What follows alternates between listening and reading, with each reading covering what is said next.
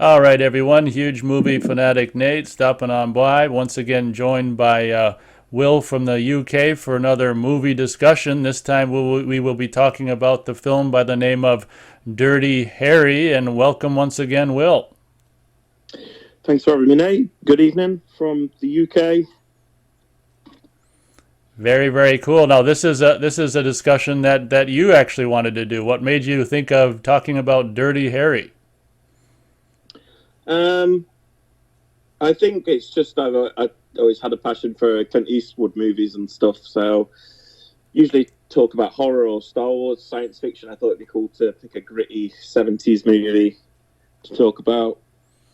Oh, okay, that makes sense. Do something a little bit different. Absolutely. Yeah, I think so. Yeah, that's a good Well, idea. even if I did think of it something, I maybe not even thought of it as something different. It's just a movie I like. Absolutely. Well, this might be a perfect opportunity for us to. You can go first to describe when this movie came into our lives and what we thought about it at the time. You're welcome to go first if you want. um, well, like a lot of my early film knowledge when I was a kid, I had a book which was the Guinness Book of Film, and I got it in the year. I think I got it in 1999, and I just used to flick through it, and it used to just tell you the biggest, well, kind of the most critically acclaimed or popular films of each year. I used to flick through. I remember seeing Dirty Harry and a picture of Clint Eastwood. So it was like in my psyche, I was aware of it, and then I remember every Saturday morning I used to look. Oh crap! I'm in my van at the moment. I just accidentally hit my horn. Um, we can leave that in. Um, so every Saturday morning, I used to look through the TV guide, which is what you used to do back then, and I would look what films were coming on. I remember seeing Dirty Harry as well. That's Dirty Harry movie. I told my dad, and he forbade me to watch it. He said, "No, you're not watching that. I'm too young for that." So that was kind of my first introduction.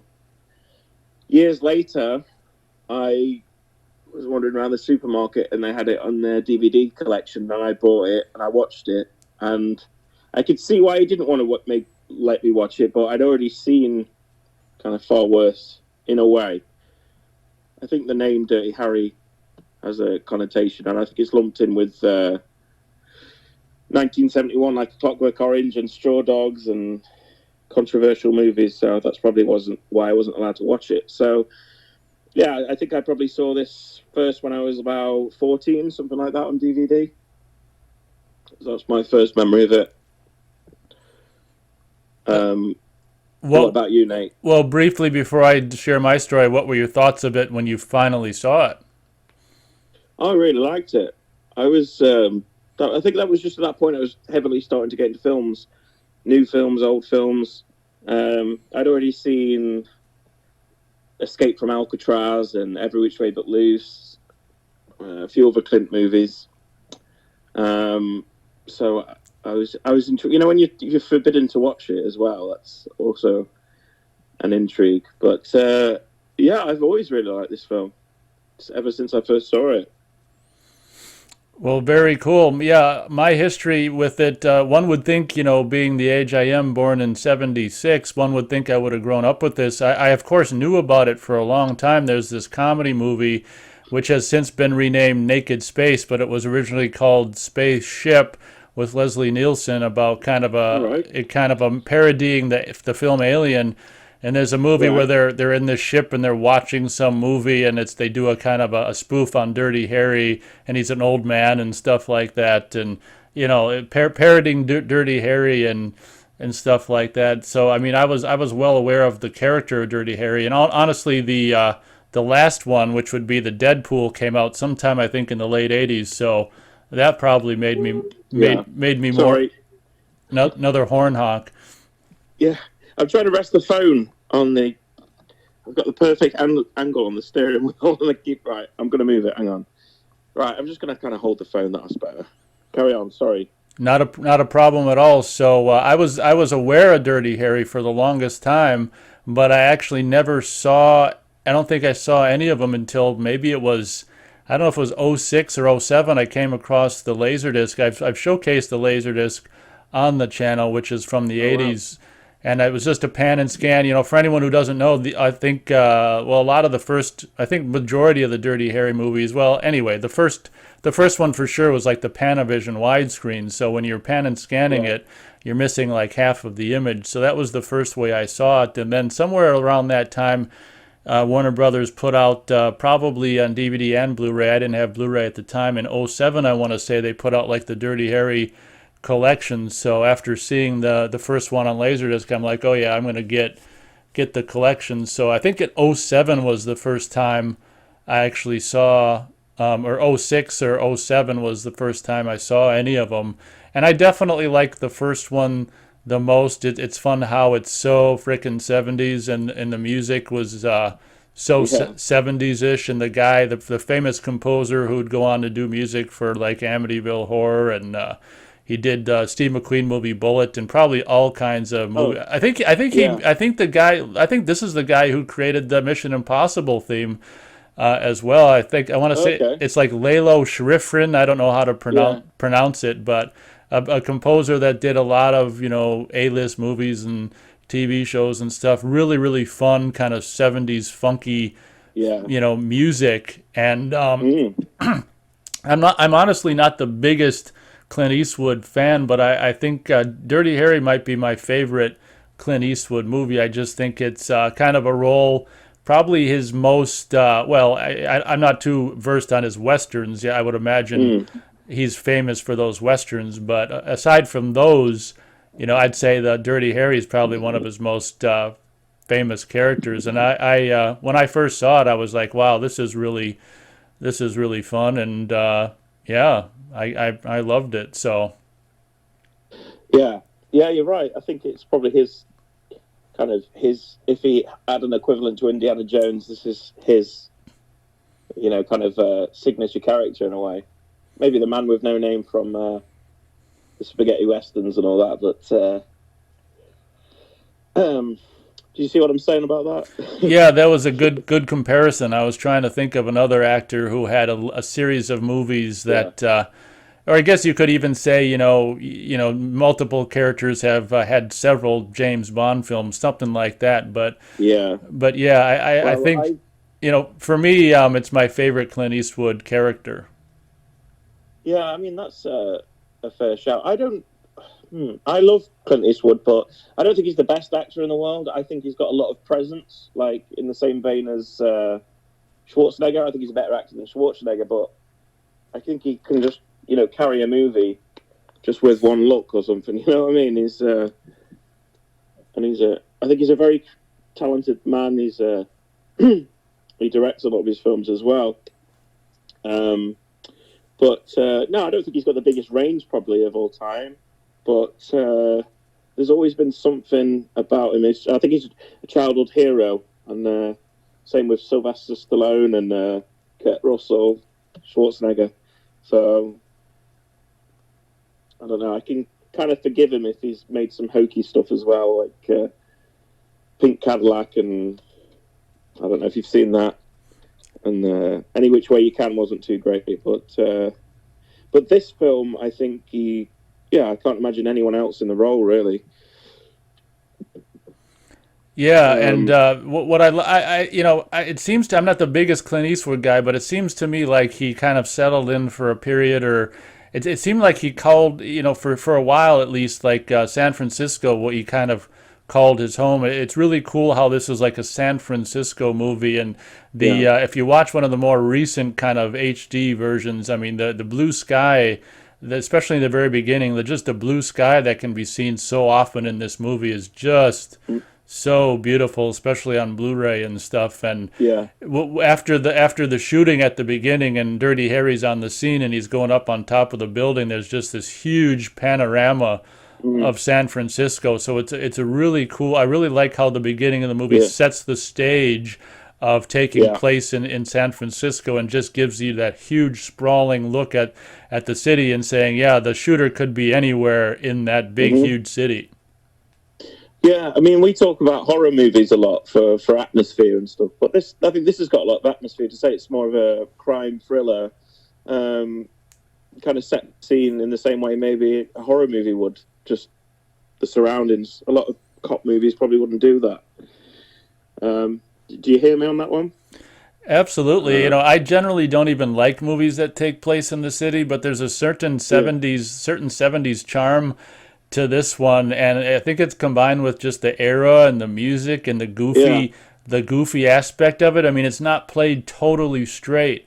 So there's something about it where, yeah, the atmosphere of San Francisco 70s, jive era, just yeah, yeah, it really works in this movie.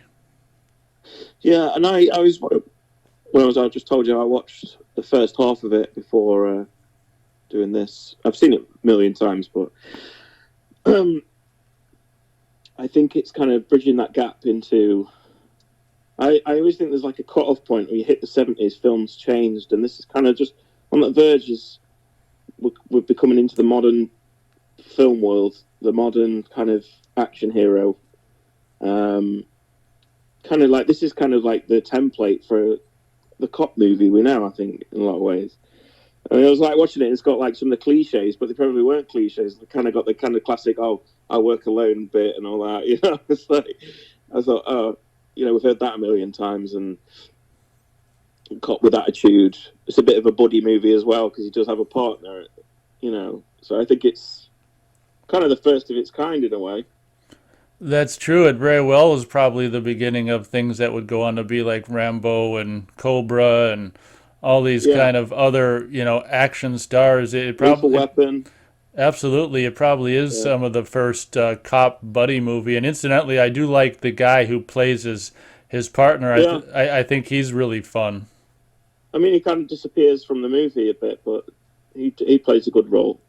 And one thing I'll say about this movie, I think it's aged very well, and I'll say it's not dated. All I would say is it's dated around the edges.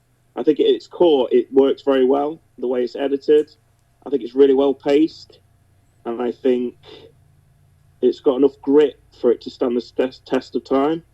And but it just can't help when it was made. It was made in the 70s in San Francisco, so it's going to have that. Do you hear what I'm saying? I just think it's dated around the edges, but at its core, I think it still works really well. Yeah, I think that's actually a great description. The core of it it has an element to it that is timeless, but yeah, Yeah, around the edges, like you say, I can't help that it was made in the 70s, and I love yeah, like towards the beginning when there's like there's that car sitting outside the bank or whatever, and there you can hear a yeah, radio inside, and it's like that kind of soul music and stuff. yeah, It's really just it oozes atmosphere, and it is like I already said. I mean, I generally don't like movies that take place all entirely in the city, but this might be one of my favorite movies that takes place entirely in the city. It's just makes you makes you want to go to San Francisco. I mean, I've been there and it wasn't that great. I went there in July and it was frickin' freezing. So Oh wow. yeah, I don't know if it's always cold or whatever. I always thought California was warm, but it's Northern California. Yeah, I know. Mm. So I've been there, and I've been we took a little boat around Alcatraz, and I've been over Oh the wow. Golden Gate Bridge and Bay Bridge and stuff like that. And we were up to a really high Mm. point as well, and I took the video camera, and it was so windy you couldn't hear shit. And so Yeah. I've been there, but I was disappointed how freaking cold it was. But the movie makes it look Mm. a lot nicer than it was, or at least nicer than it was when I was there. Yeah, a lot of people have said San Francisco has become a bit of, I don't know, it's gone downhill.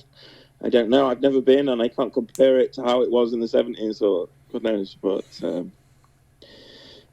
I suppose we know it from movies like this, Bullet, and Mrs. Doubtfire.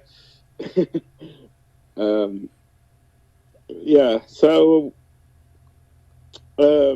yeah, Clint Eastwood seems to have an association with San Francisco because obviously he escaped from Alcatraz as well, and I didn't even put that together. He goes to Alcatraz in the third movie, so yeah, there is that.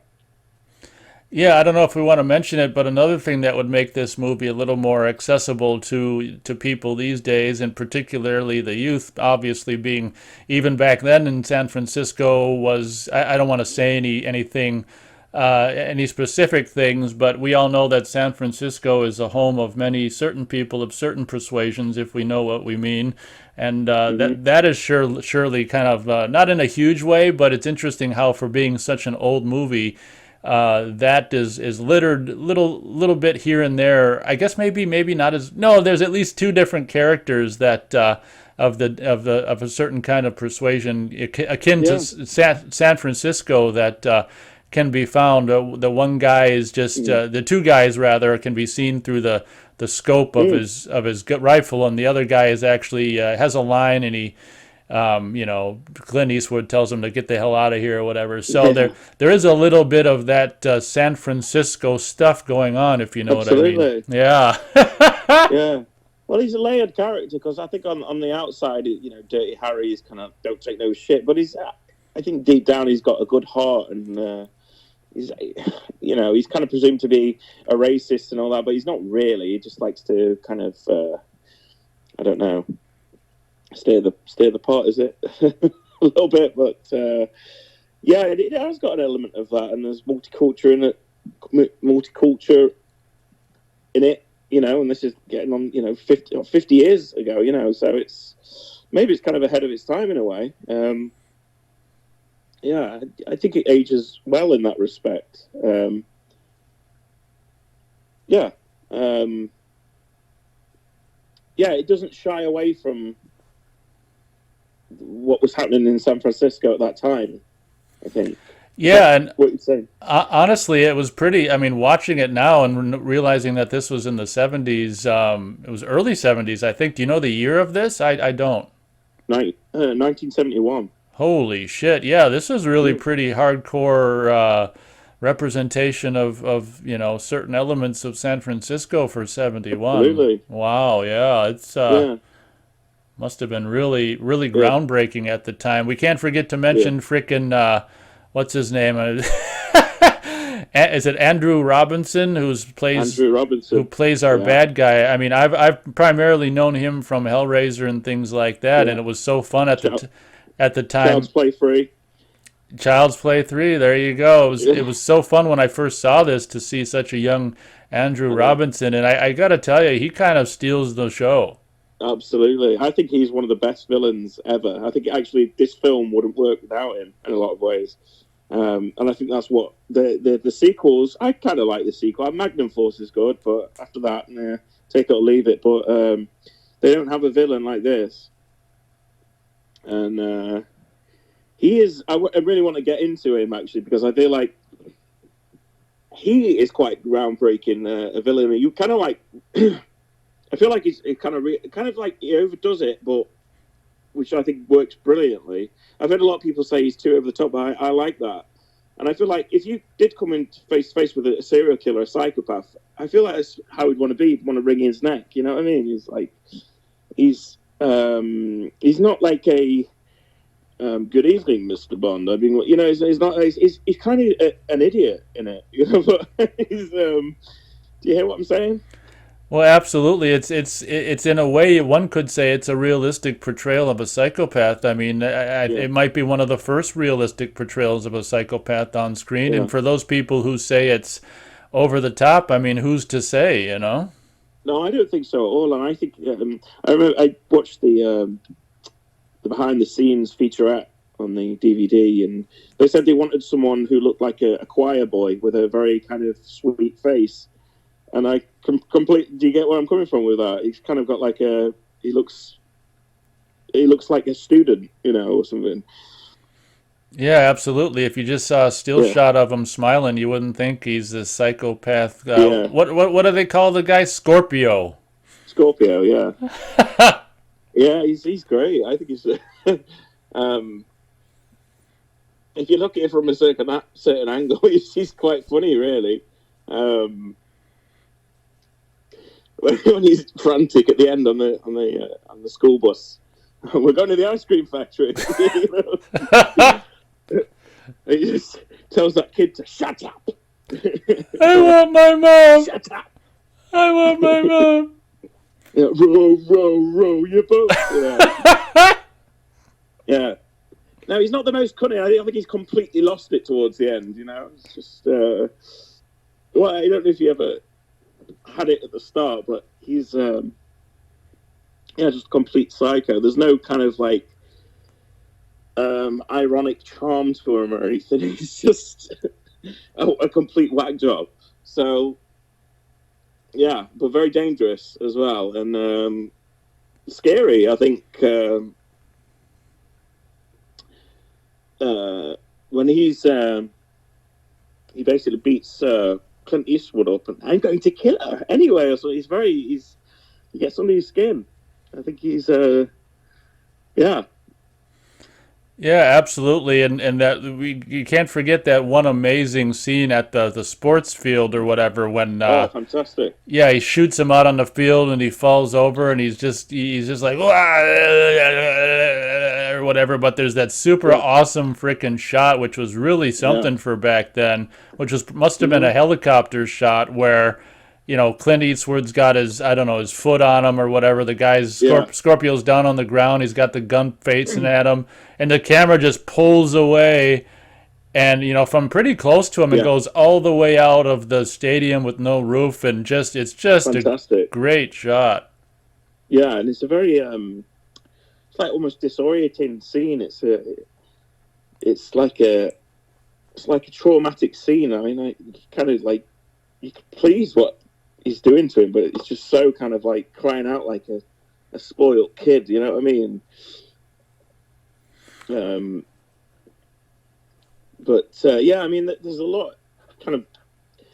When I first watched this, I just kind of saw cop action movie, and I still do see it like that. And there's a lot of people say that brings up a lot of things about, did the police cross a line because he didn't have a search warrant and all this, and I don't think the film ever shows Clint Eastwood to be morally wrong, because we see. I feel like if it was edited differently, you didn't know if it was Andy Robinson was the killer, but because the film, sorry, that's just my car making noises. But because the film introduces Andy Robinson as the bad guy, you're completely on Clint Eastwood's side. Have you got any thoughts on that? Yeah, absolutely, and it gets even more infuriating as the movie goes on, because then he goes to that one guy to have him pays him to have him beat the shit out of him, and then he lies and says that Dirty Harry did this to him. So by the end of the movie, you just want this guy dead as bad as Dirty Harry does. Absolutely. Because I've listened to some other people say that it's such an interesting film. Like, it's been called a very conservative film about kind of like, justice versus the rules, but I think if the film played it differently, if Clint Eastwood did that to a lot of other people, I mean, he is kind of ruthless to other people, not the same way, but this girl had like an hour to live or something like that, didn't she? I mean, he had to do what he had to do.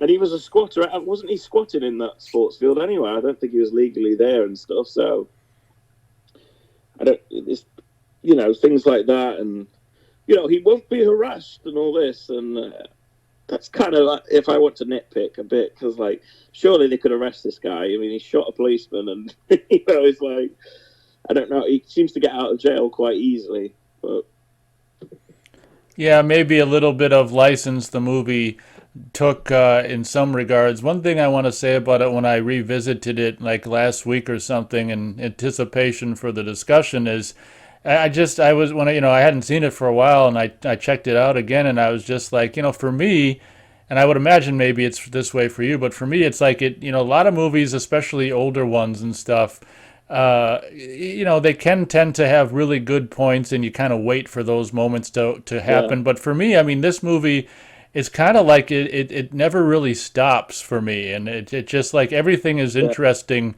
in this for me. Even that one really wacky scene with the guy who's on the building is gonna kill himself. I mean, that was just fun, and the thing is like, well, don't he's like, I'm gonna puke, and he's like, well, what about all those people down there looking up? It's just so funny. Yeah. I forgot about that scene. I remembered it, but I forgot what the dialogue, and I love Clint Eastwood. I just it'd be so hard to recognize you down there with all the blood and everything. I just thought I'd get your details now, and I thought that was really cool. I love that. Yeah, I love the dialogue. The lines. We don't know which legs go with which or which hands Yeah, go with yeah, yeah. which, and it's just a mess. We want your information now. Yeah, that was so funny. Fantastic. Um, yeah, I mean, in the way I think the film, I seem to say this about every film we do, is groundbreaking, but I think, not every film I love has got like a significant place, but I do think this has got a significant place in cinema. I think we'll cross it. Like, I find a lot of old movies, the pacing is a lot slower, which can be fine, a lot of films I grew up with, the pace is a lot slower, the way it's edited. But this has got a modern pace to it for me. The pace holds up about it, and the editing holds up very well for me. Would you agree? Yeah, I said that earlier that for Yeah. being from 1971, I mean, Mm. this must have been just really amazing to see in 71 because for me it like you say, I mean, some older movies or whatever can be slower paced, and for me this from the beginning to end, this thing never gets boring, and that's quite the Yeah. accomplishment. And I just think it's because the characters of like Dirty Harry, is it Callahan? I want to say it's Yeah. Officer, Callahan. what's his first name? Do we know? Harry. Oh, that's his first name? Yeah, it is his actual first Oh, name, yeah. okay, yeah. See, Harry Callahan. Okay. Yeah, Yeah. he's a character you're just interested in. And, like I said earlier, his partner's actually kind of fun as well. And it is a Yeah. little bit of a bummer when the partner exits, but I also think it's kind of realistic. The partner, is like, this line of work's too dangerous for me. So Yeah. I'm out of here. So it's kind of cool how Dirty Harry is on his own for the remainder of the film. But absolutely, I Yeah. think I think this thing really, really just keeps going forward and doesn't stop. It's fun. Absolutely. It is a fun movie, and it's like I said, it kind of got lumped in with the time like Clockwork Orange and Straw Dogs. It was quite a controversial movie, and yeah, I can see why. It's not quite as relentless as those other two films. I think it's got much more of an action feel about it and stuff. But yeah, there is some certain things in it that must have been quite shocking at the time, and still to this day, a lot of, like I say, I think a lot of films are quite tame now, and they don't have that grit about them. I know it's wrong, but the scene that always made me laugh was the when he robs the liquor store. It's like, I hit my wife, so her brother hit me.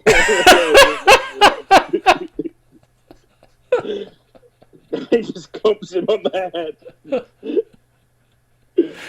I don't know. I feel like I could just watch a movie with Andy Robinson as Scorpio. Just forget Dirty Harry. Yeah, it's too bad he couldn't have had the Scorpio or the prequel after this came out because I agree. I mean, just to see him terrorizing people for 90 minutes would be quite a movie. Yeah, I think it's good because like we're so used to seeing and then I've said this before. It's controversial. I'm not a James Bond fan. There's certain elements I like it, but on a whole, it just never does it for me because it's just always got the cliched villain. Mr. Bond. So it's very, very intelligent, but this guy's an idiot, basically. Would you agree with that? That's why I always have preferred Dirty Harry series to watching James Bond any day. Personally, for me, Well, I know it's kind of apples and oranges, but any thoughts on that? Well, yeah, absolutely. I think we can definitely say the Scorpio is stupider than any of the James Bond villains, and like we were saying, I mean that kind of humanizes them and makes it, I'd say, more realistic and Absolutely. more entertaining. And like you say, that random scene of him going into that liquor store and he's like, "Yeah, you've been robbed a lot lately, haven't you?" It's Yeah. just how it's framed a bit. It's kind of like its own little sketch. I don't know. I mean, a very dark humor, but I don't know. It just kind of makes me laugh.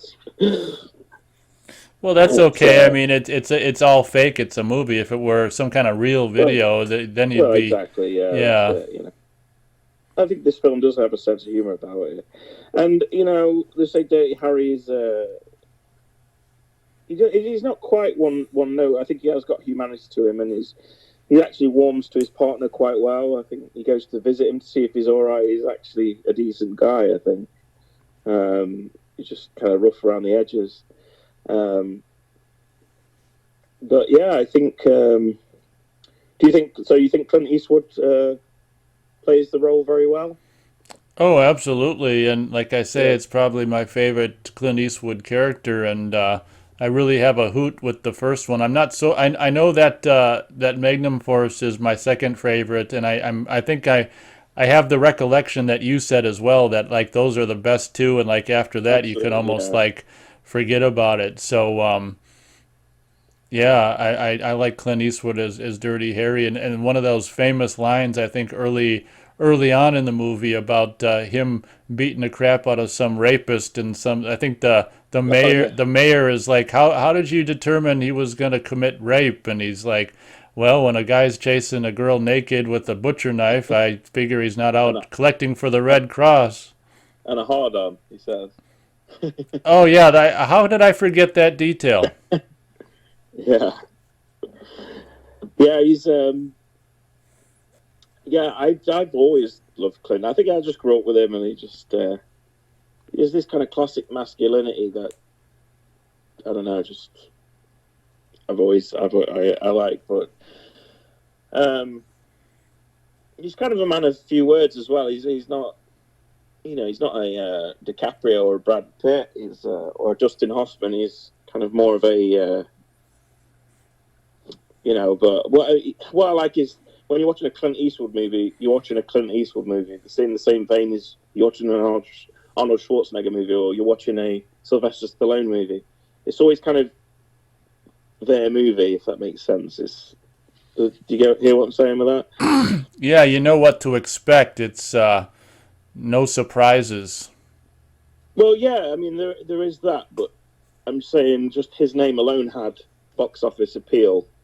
Um, you could say the same as like Adam Sandler. You go to see an Adam Sandler movie, whereas sometimes you just get movies who happen to star someone. I feel like you wouldn't find really a Clint Eastwood movie that's like an ensemble kind of film. Where he's kind of like sharing this. He's always the star vehicle. I think that's what I mean. Oh, okay. Um, I see what you're saying. I think he did I don't think I've seen it, but I can remember the cover art for like there's this movie, this space movie he did with the like I think four actors. So I mean that was kind of oh, a what the yeah, hell yeah, you're right. Space Cowboys. Space Cowboys, yeah. So It's not very good, but well, I don't I wouldn't doubt it. recommend it. It No, and he did Kelly's Heroes and a couple of war movies. I suppose you could say that. But I'd say for the most part, he's kind of like, Yeah, that's true. and he also directs a lot of movies as well, of his own movies. So, yeah, I think it holds up very well. I mean, God knows what young people like nowadays, but I think if they gave it a chance, they would see something in it, maybe a modern audience. And I'm not talking about people who are really into films. I'm just talking a casual film watcher. Yeah, I like to think that people now, younger people, I think they'd at least be able to connect with the humor. I think the humor is still really funny in it. Mm. Are you talking like from Andy Robinson, or just kind of like Clint Eastwood's wit and uh, kind of malicious side? Yeah, Um, yeah, all of it, like the goofiness of Andrew Robinson, and then the yeah, the sarcastic kind of dry humor of Dirty Harry. Yeah, yeah, yeah. I was thinking one of the most shocking parts, actually, that's quite harrowing, is when they pulled the naked body out of the ground. That's quite dark. yeah. For anyone who hasn't seen the movie, towards the end of the movie, the Scorpio like kidnaps some teenage girl and puts her down in some underground whatever tunnel that's going to run out of air after a certain amount of time, and there's this.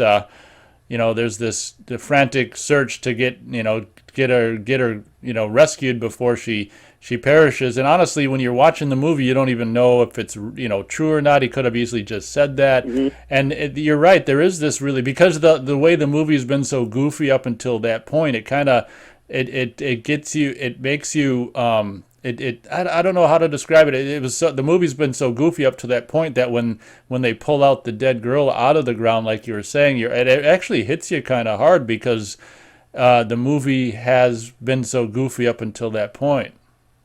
Yeah, yeah, you're right. And there's I contest that a little bit. There's a scene a bit before that where a little boy has been shot, and his mother is in tears. That's quite an upsetting scene, but in a different kind of way.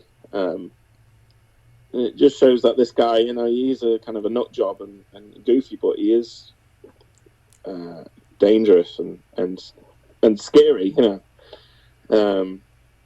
Yeah, I mean, you just want to wring his neck the whole movie, which I think's a good thing. He's kind of a brat. He looks very kind of middle class, university. Do you get what I'm saying? Yeah, it looks like one of those kids that would have been at university protest in Vietnam. Exactly. Yeah. Berkeley. Exactly. A bit of a Berkeley. hipster. Yeah, one of the first hipsters. Yeah. Scorpio. But yeah, I really like the whole scene with the when Clint Eastwood's got the earpiece and going to the different phones. That's really cool. Yeah, absolutely. Some really snazzy dazzy technology for the time, I would imagine. Yeah. Yeah, they go to some shop and get all Yeah. they get Dirty Harry all radioed up, and his partner's riding around in a car with listening Yeah. with a little earpiece, because the Scorpio said, there's that funny line, hubba hubba hubba, pig bastard. Yeah. Yeah. Yeah. He's it's just so frantic. When he's kicking Clint Eastwood, and he's just like, "I go to kill him anyway." He's just so. I don't know. I feel like that's kind of what it would feel like if you were in that situation, just a complete loony bin, But at its core, I think the film, like say, or it's trying to, is raise questions of justice over the law and stuff, and Clint Eastwood breaks the rules to find him, but and a lot of people have brought that up. Was he right to do what he did to Andy Robinson on the field before he had kind of like a search warrant or proof it was him? But I mean, like I said earlier on, if they wanted to do it that way, he wouldn't have shown us that it was Andy Robinson doing these killings. Do you get what I'm saying? But because we've kind of so on Clint Eastwood's side anyway, and we want to wring Andy Robinson's neck, it seems justified in the realm of the film. So, yeah, there you go. Yeah, I'd agree with that. Yeah, because I mean, they're trying to do it again. They bring it up in Magnum Force with these vigilante cops who are just. I don't know if you can remember much about Magnum Force. They kind of flip it a bit because Clint Eastwood is going against these vigilante cops who are out for justice, which is interesting. So he's kind of like switched. So he's like, oh, he does have a line that he wouldn't cross, I guess. But yeah, I mean, also he knew exactly it was Andy Robinson because he shot him in the leg and he's limping, and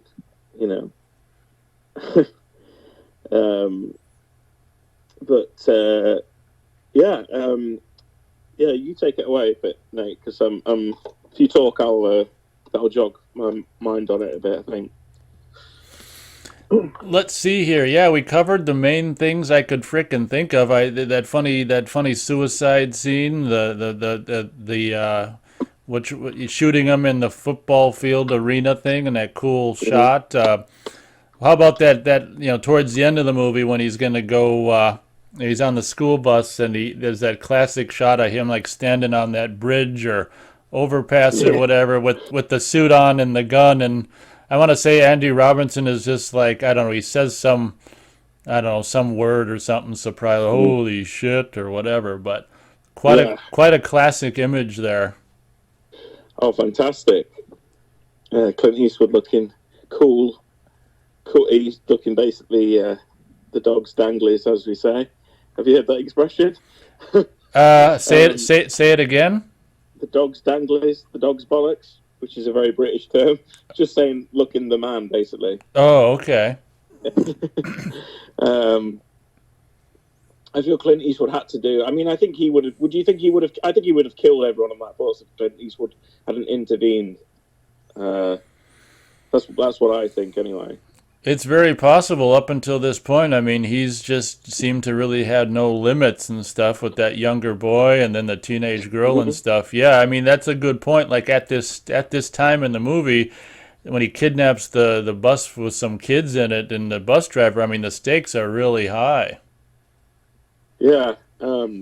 Row, row, row your boat. Yeah, when he hits that kid, that's very kind of. What are you sick? Are you sick or something? You know, it's it's still quite funny, but kind of shocking at the same time to me. Yeah, do Uh, you laugh or cringe? uh, I think it's become, I've seen it so many times, and people parody him a lot. I think I've seen, videos when he hits that kid. It's like, wow, that is. I mean, again, not a lot of films would go there. Um, it, yeah. What was another thing I want to say? At the end, he throws his badge away, which is interesting. Like he's done with the law, because they were telling him, you won't be harassed. Um, so he's kind of like given up with the justice system, I guess. But I guess he went back and fished it out for the sequel because he's the cop again. But do you think this would have been better as a one and done, or? It's yeah. When you were mentioning that, I was thinking about that, and yeah, I think they really had no idea how popular this movie was going to be, and I think it's very clear they had no intention of doing any other films, and it's a good question. I can remember not hating Magnum Force, so maybe at the very least just do a couple of them and leave it one and done. But Yeah, I think actually Magnum Force is quite a strong cop movie. It's definitely more of a cop crime movie than this. This feels like a more suspenseful thriller, whereas Magnum Force to me feels like more just a cop movie, if that makes sense. But yeah, you talked about the music earlier on, and music's very cool. I don't think it's particularly all that memorable. There's not like a theme that you could hum particularly, is there? It's kind of all that kind of like experimental jazz funk, a lot of drums and a lot of really good musicians playing on. You can tell that, yeah, it's not really a theme. Correct me if I'm wrong. yeah, I don't think there is. Yeah, I think you're more or less correct on that. Yeah. Um, but yeah, a good score.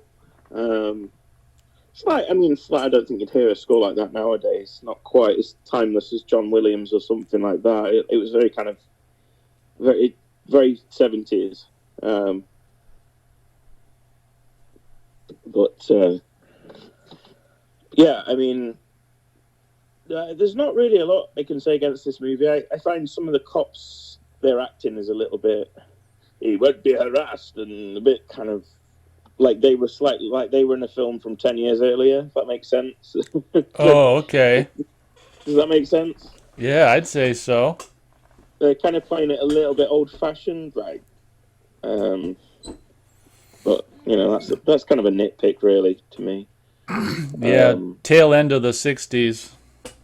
Yeah, it's just slightly. Things tend not just all. You don't get everything in one. Things evolve a bit, but I think, you know, this was a cop with, maybe the first cop with, correct me if I'm wrong, I mean, a cop with attitude, you know? Like, he's still eating his hot dog, as, you know, in that opening scene when the bank's being robbed. And he just strolls over to the guy and he's still chewing on his hot dog, which is cool. Yeah, he's got some edge about him. This is a similar time, I think. Have you seen Death Wish? Oh yeah. I have, but that was been quite a long time ago. Yeah, I've seen that one as Yeah. well. Yeah.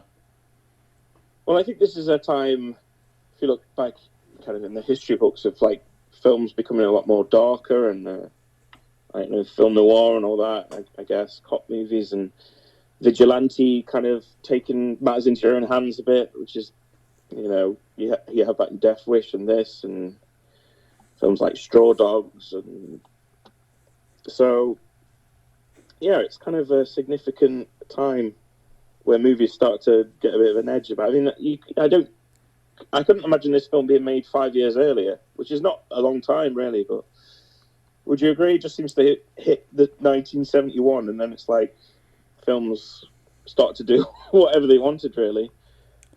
Yeah, I'd agree with that. Like you say, I mean, something that was kind of similar, not completely, but you know, along the same line, maybe would have been Bullet. You know, Steve McQueen. I Oh, think yeah.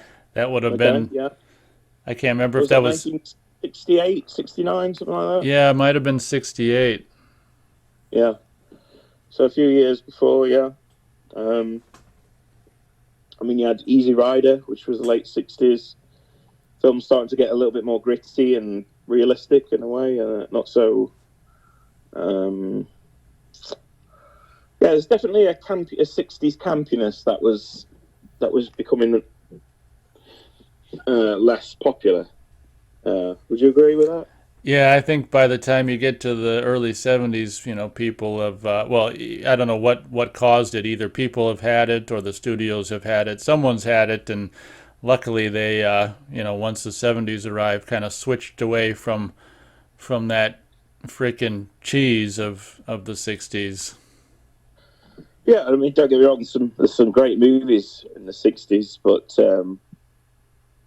I don't think they could even say the F word. I can't think of a '60s movies that could say the F word. Yeah, I'm not too sure I can think of one either. Do they say the F word in this? I'm sure they do. All right. Yeah, I don't even know. You've become that used to hearing the F word.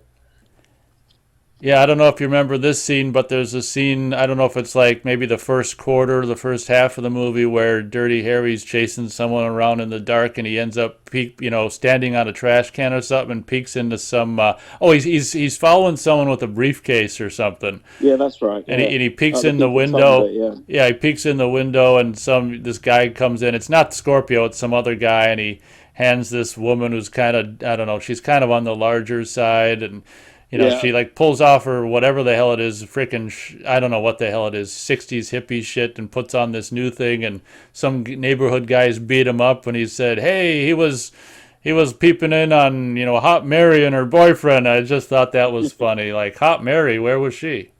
Yeah. Yeah, and then there's a gang of youths start beating him up. Yeah, it has got a slightly seedy side to it, hasn't it, this movie? And just thinking about that scene, a lot of this movie's shot at night, isn't it? Yeah, I was thinking about it earlier, and it's a lot like I guess I should say Terminator is a lot like Dirty Harry in that way, where a lot Yeah. of it is at night, and that is interesting. That adds a bit of atmosphere as well. Just gives it that slightly darker tone. You don't seem to get that as much as in the sequels. Like Magnum Force seems very much a daytime kind of movie. But interestingly enough, he says when that gang's beating him up because they think he's a peeping Tom, he says let them go, which is interesting. Maybe he didn't want the people to think he was a peeping Tom at the police station, or I don't know, or he got bigger fish to fry or something like that. I don't know. Yeah, I think it was the bigger fish to fry thing. I mean, he's after Yeah, Scorpio. He doesn't have time for them. Yeah. Um, yeah, exactly. Um, but I think probably Dirty Harry is kind of the first action hero in a sense. Would you agree with that? Yeah, I mean, admittedly, I haven't seen every movie ever made, but I'm hard pressed to sit here and try to think of something that came before it. I mean, I suppose to a certain, lesser of an extent, you could say like Steve McQueen in Bullet, but not so much. No, I mean, I couldn't name Steve McQueen's character in that, and we had James Bond already, I guess, but that's more of a spy kind of thing, isn't it? More espionage and a different kind of cop, really. But um, yeah, I mean, I don't know why I compare the two. I think it's because James Bond's kind of like episodic. Each sequel is, well, they're not really sequel, it's own story and it's got its own name. A bit like Dirty Harry, Magnum Force, the Enforcer, Sudden Impact. So I always kind of just compare them, but no, just me. I'm just going into my personality. Dirty Harry is much more up my alley. Always has been. Um, Yeah, it makes one wonder how many 45 Magnums they sold after the release of this movie because well, yeah, yeah, that was a huge part of the character of Dirty Harry, and absolutely. it's almost like the whole movie's almost a commercial for a 44 Magnum, really. Yeah, I mean, you've got the iconic. Did you fire 6 shots or only 5? Do I feel lucky, punk? Which is great. I think that works really well. And what's interesting, he's kind of smarmy about it. With the first guy outside the bank, he kind of has it's like a playfulness. Do you feel lucky, punk? Well, do you? He's got a smirk on his face. At the end, when he's with Scorpio, he's really angry. Well, do you feel lucky? You know what I mean? Oh, that's a So it's, good point. It's a juxtaposition from the beginning to the end. Yeah, okay. like he's had enough now of kind of like the scum of San Fran. Well, he's just had enough of these kind of criminals. But yeah, at the start, he's kind of I wouldn't say easy going, but kind of taking everything in his stride. But this you can tell by the end this has got to him. But I imagine he went home that night and had a shower, and he was all right the next day. Seems that kind of character, but yeah. Yeah, it seems to me he gets his leg injured at the very beginning of the movie, doesn't he? Doesn't I can't even remember what happens. He needs to Oh, get he does. Yeah, that's right. Yeah. he needs to get stitches. I like the line of what are you doing with that? We're gonna cut off your pants. Not at $29 a pair. You're Yeah. not. I like that. That's cool. That's cool. Yeah. It kind of Um, that humanizes him. He's not just some frickin' unstoppable. Frickin' John Matrix from Commando or something. I mean, mhm. the guy said it's gonna hurt if you take the pants off, and he's like for 29.50 a pair, let it hurt. Yeah. Yeah. He seems to like hanging out in like little diners and stuff. In the second movie, he gets involved in something's happening. He's eating a burger or something. He's just kind of a regular dude, really, in a way. Um, but yeah, I do think a lot. A lot of the kind of cop movies we know today, and kind of owe a lot to Dirty Harry. Um, yeah, and it's interesting. It's the same director as it's Don Siegel who directed this, who has worked with him on a lot of films, Coogan's Bluff and Escape from Alcatraz. So that's interesting. Um, did you notice the what was on the cinema? The film that was playing. Did you notice that? I may have, but I've forgotten it. What was it? Uh, well, I can't quite remember which scene it is. It may be the bank scene near the start, but there's a movie theater in the background. And you know how in the old days they had it like literally just written on a sign outside. And it says "Play Misty for Me," which is Oh, Clint Eastwood's first directed movie. oh, okay. So I thought that was quite cool. Yeah, a little wink, wink there. That's a bit almost, what would you say, meta for the time as well. Kind of that's something kind of like Wes Craven would do, or I don't know, like a movie within a movie. Interesting. Yeah, very cool. Yeah, the more I think about it, this is really quite the whatever groundbreaking movie in a lot of aspects for 71. Yeah. So what would happen if Clint Eastwood, Dirty Harry, went in to see Play Misty for me? Just one afternoon, he's got nothing on, no criminals to catch. He's like, that guy looks just like me. Yeah, that's probably what he'd say. Did I direct a movie? um, yeah, interesting. I think about that sometimes. So like soap operas and stuff. Like in their world, like at 7:30 at night, what do they watch? Because that's what I'm watching. Sometimes I think about that. It's like, what if they switched onto the same channel?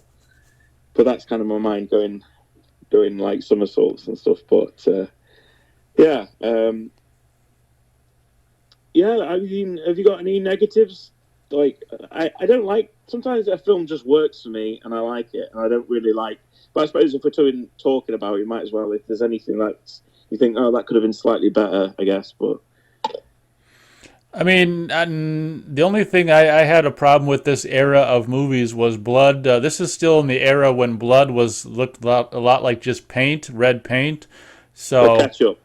Yeah, ketchup or just red paint out of a paint can. That's probably one of Yeah. my only complaints. But I mean, that was just a kind of a widespread. Just this is. It was almost like we have to make blood look not real in the movies era, so it's not as I don't know, shocking or something. So it was still during that era. I would imagine sometime in the 70s it went from the faker looking blood into more realistic looking blood. Yeah, it's, it kind of like has a thickness to it, doesn't it?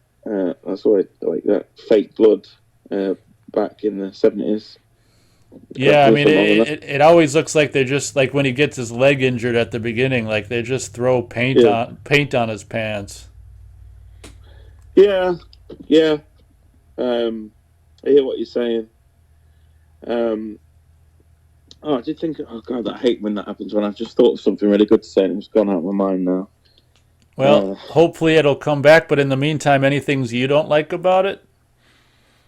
Not really. I mean, like I say, if I like a movie, I like a movie, and I'll admit to its flaws, but even its flaws become charming, because, does that make sense? I can see that. I mean, if I really wanted to, I could pick fault with Star Wars: A New Hope, but I don't want to.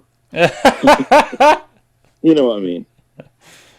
I think just kind of some of the, if you really wanted to, I don't think Andy Robinson would got let out on bail so easily, and just some of the kind of cop acting feels like some of them were still kind of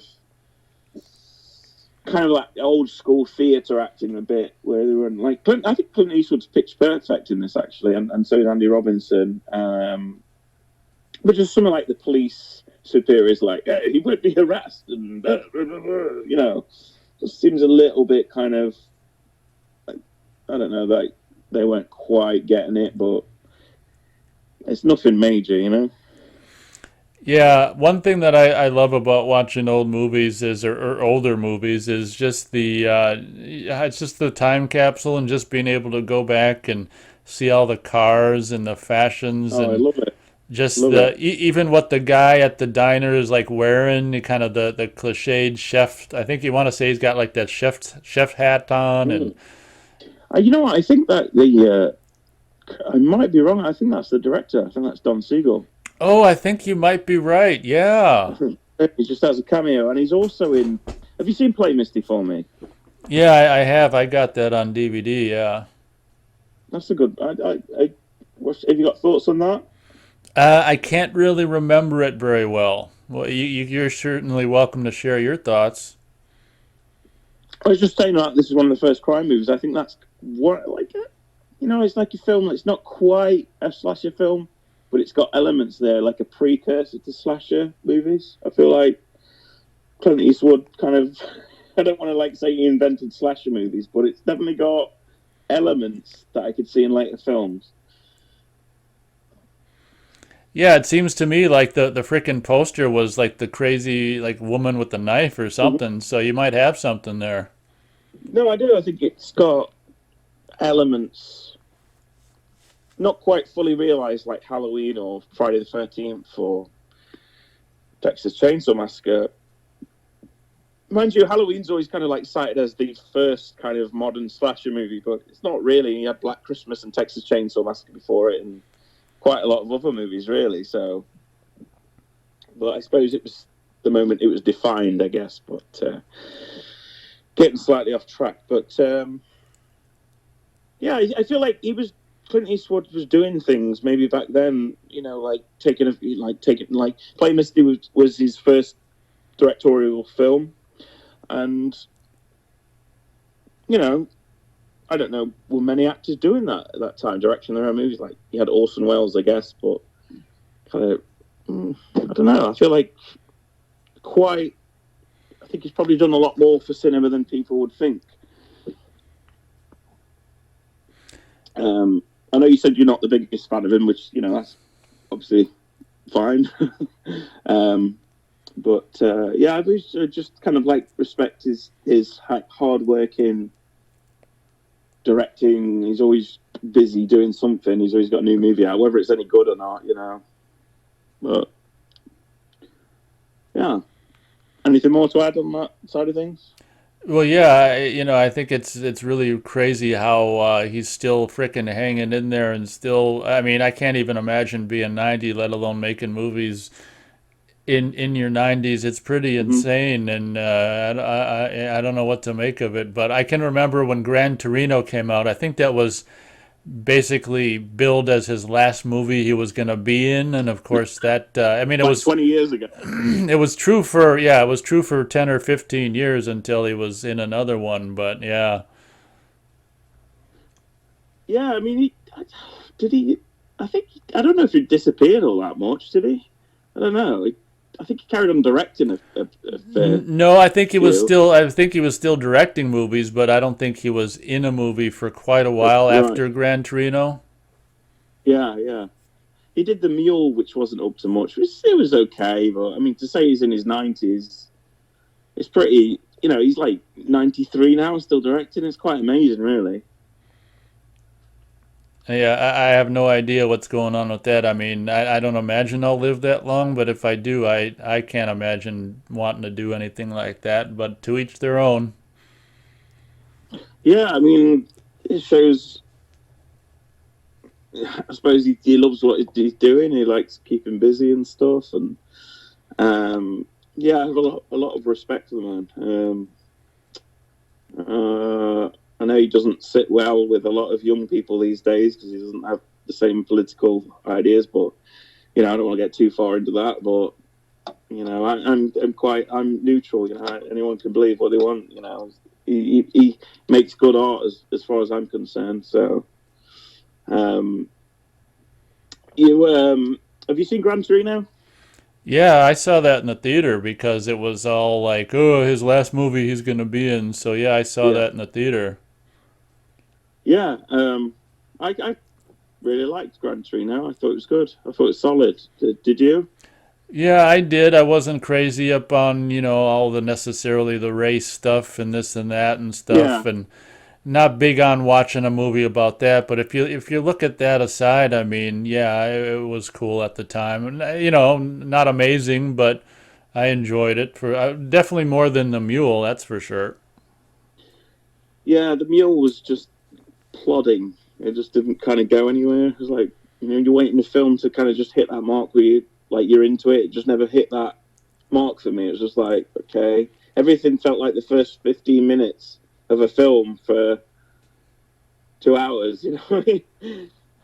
That's a good description. That's very true. Yeah, just never quite kicked into gear. But he directed Sully. Have you seen that, Miracle on the Hudson? No, I haven't. I liked it. I thought it was good. With Tom Hanks. I'm guessing you know what it's about. Look out, the guy who had to make the emergency landing on the Hudson River.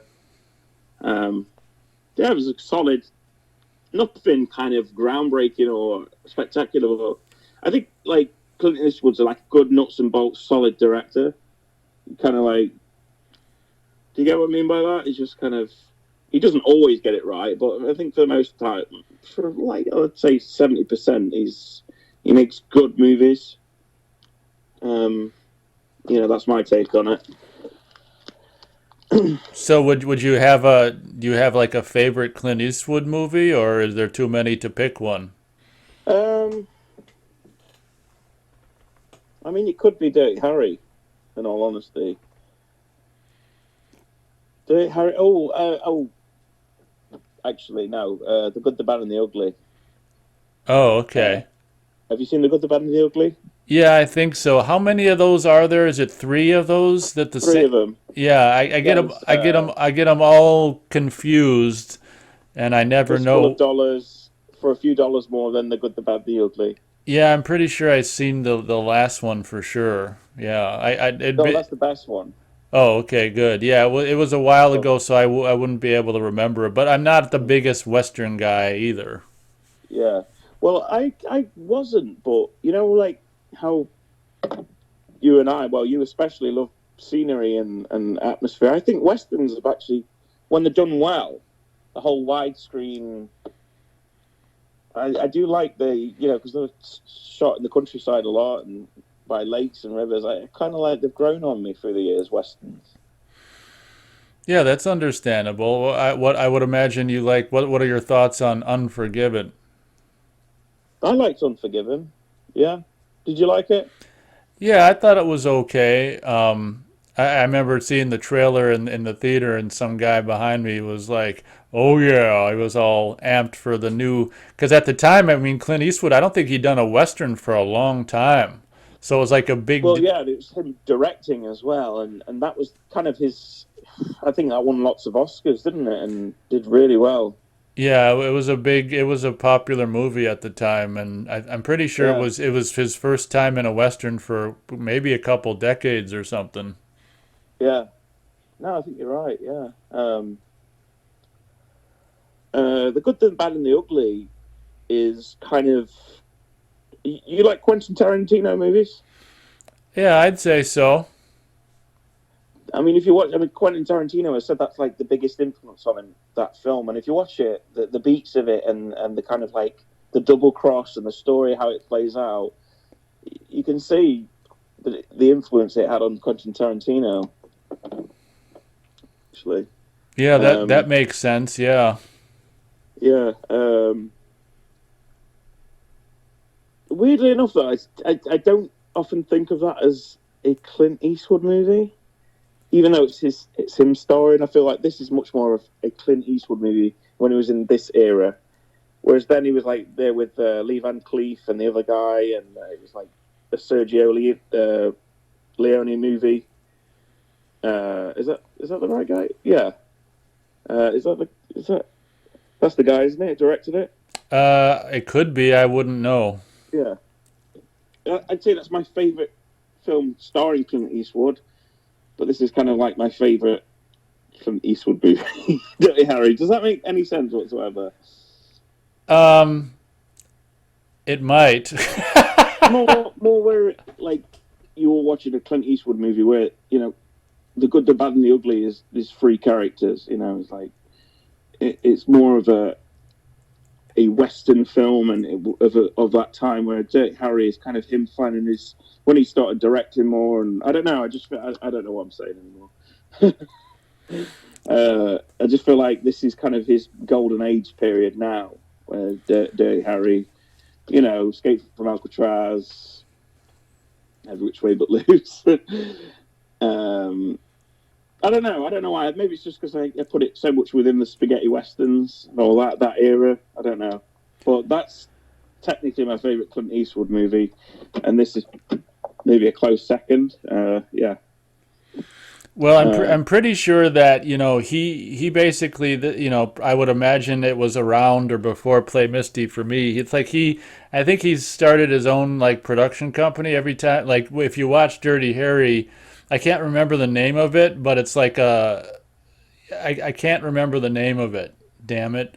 But I think that I think what you're trying to get at is like in the Man with No Name trilogy. He didn't really have any clout necessarily behind the camera yeah, yet, and that's what then I'm saying. and then Yeah, I by think the that's time you kind of get to Dirty Harry, he's got clout in front and behind the camera. that's yeah. I think that's what I'm saying. Yeah, um, yeah. I mean, sometimes it's a bit like kind of like Predator with Arnie. When I think Predator, Arnold Schwarzenegger is not necessarily the first thing that comes to mind. Do you get what I'm saying by that? It's a bit. It's like Terminator, definitely Commando, yeah, Total Recall, but Predator's just kind of a film he seems to be in rather than I don't know. Does that make any sense? Yeah, because there's Carl Weathers and Jesse Ventura and Yeah, yeah. Um, but for the most part, 70s onwards, you're in for a Clint movie. Um, but yeah, I highly recommend a rewatch of The Good, the Bad, and the Ugly if you haven't seen it. It's long, um, very long. You've got to be in the mood for it, but yeah, I think that's could be in my top 10. This should probably be in my top 50 movies, I think. Dirty Harry. I always remember because he was a big collaborator with Don Siegel, and he was and Play Misty for me was the same year as this, or it might have been 1970. I don't know. But Don Siegel gave him some advice. Well, if you're going to start directing your films and starring in, don't trump your own performance. And I thought that was interesting. Like he had this advice to don't, focus on what everyone else is doing directing them, but make sure you still direct yourself. So I thought that was interesting. yeah, I'd say that's good advice. I looked up his production company. I don't know how you pronounce it. Mal Peso Productions. Maybe it's All right. it established in '67 as the Mal Peso Company Yeah. by Eastwood's financial advisor. Okay. You got to remember he started off on was it Rawhide, the TV show? I think. I wouldn't know about that. I don't know. Yeah, he started off as on television. I think it was Rawhide, Western. I'm not sure if it was Rawhide or Bonanza, one of the two. But yeah, that's how he got started, which is interesting. Yeah, And I think he's got this super small, just shows up in a shot and goes away appearance in one of the three Creature from the Black Lagoon movies. It might be the oh, really? second one or the third one. It seems like yeah, he's like some guy wearing a lab coat or something in some scene and gives Oh, that's some interesting. some line and that's it. But Yeah, yeah, it's interesting seeing him back in his early days just being a bit player, day player. yeah, absolutely. And listen to his. He's talking about his life. He never intended to be an actor.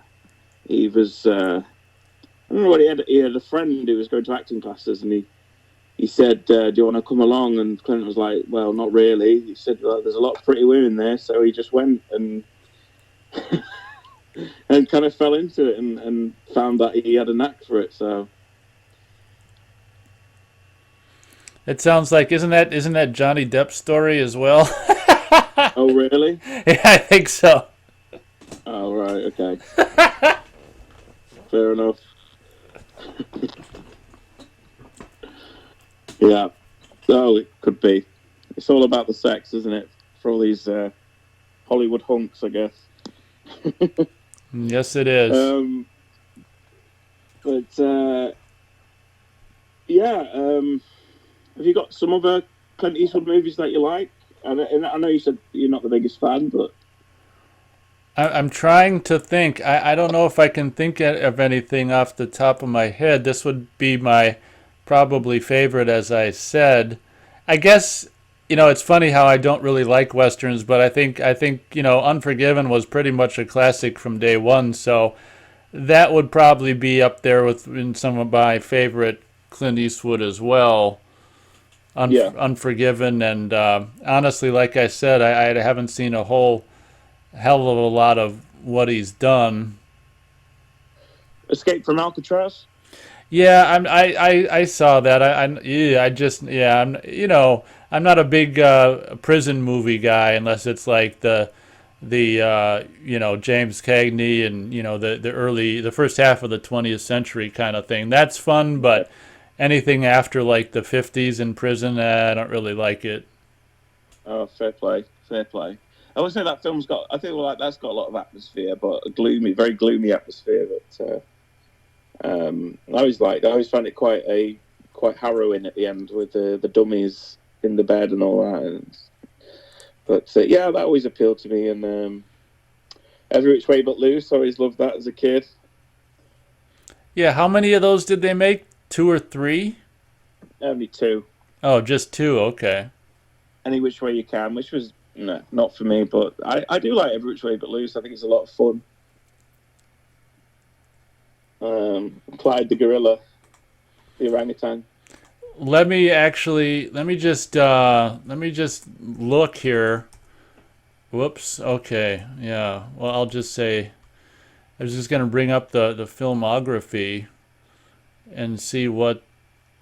Yeah, a lot of this stuff. I think I've have it, but I'm not so sure I've ever seen In the Line of Fire. I know that was a cover I saw a lot back in the day Yeah, as I well. think John McEnroe's the villain in that. That was okay. A little bit kind of bit kind of corny in places, I thought, but it was okay. Oh, you know which Um, one I kind of liked just for the atmosphere was I don't know how you pronounce it, EIGER sanction, Eager sanction. oh, Yiga Sanction. Was Yeah. that the one with rock climbing and stuff? Yeah. Yeah. There was a story about that. There was someone got killed on that film, a stuntman or something, and Clint Eastwood was hesitant to release the film after that. But I don't know if he thought, well, he died for nothing if I don't release it or something. But yeah, something went wrong on that. Well, that's Which a is that's a freaking bummer. yeah, it is, isn't it? Had you heard that before? Can't say I have. Yeah, I might. I'm pretty sure it was that film. Something went really wrong on it, but yeah. Have you seen it? I think he did a film called Tightrope, which was pretty good. It's like that was a bit of a kind of a thriller with some slasher elements to it. Okay. I don't know if I'm seeing that here on the Called online Tightrope. online listing or whatever, but it might not have every. Late 70s, 80s. Yeah, I'll take your Tightrope. word. I'll take your word for it. He did one with his son, um, Kyle Eastwood, Honky Tonk Man. Have you seen that? I don't believe I have. I've With got like a triple feature. I think that's included in it. It also seems like he did one that's included in the DVD triple feature. Like it looks like it's the 30s or the 40s. right, yeah. Oh, he did. What's the one he did with Jeff Bridges? Thunderbolt and Lightfoot. Okay, yeah, I Which was haven't I haven't seen that either. it was kind of like a buddy movie kind of thing. God, he's done a lot. Yeah, he's done a hell of a lot. He's done some. I'm not going to go out on a limb and say everything he's done is amazing. You know, sometimes he hits the mark, sometimes he doesn't. I feel like he's one of them, really. But Yeah. um, yeah. I think Dirty Harry is. Do you think this? I kind of feel like younger people don't know of Dirty Harry as much as I feel like they as he deserves. I don't know. I hate to think he's becoming a forgotten about hero. Really, they all know James Bond and I don't know who else, Indiana Jones. But I feel like Dirty Harry definitely deserves to be up there as well. Yeah, see, Um, it's a problem when they stop making the movies. Like, they haven't made a Dirty Harry since the '80s, so the people are gonna tend to forget about it, unfortunately. Well, that's true.